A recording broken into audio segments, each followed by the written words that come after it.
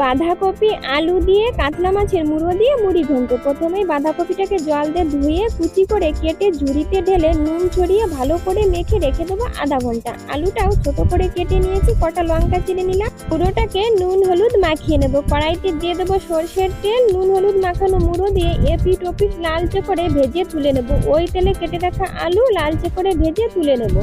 বাঁধাকপি থেকে ঠেসে ঠেসে জলটা বের করে নেব। ফোড়নে দিয়ে দেবো তেজপাতা, শুকনো লঙ্কা, গোটা জিরে, আদা বাটা, চিনি বাদাম ভালো করে ভেজে নিয়ে বাঁধাকপিগুলো দিয়ে দেবো। চেরা কাঁচা লঙ্কা, নুন, হলুদ আর দিয়ে দেবো ভেজে রাখা মুড়োটাকে একটু খুন্তিতে থেতো করে দেবো। ভেজে রাখা আলু দিয়ে আস্তে আস্তে জাল দিয়ে ভালো করে লালচে করে ভেজে নেব।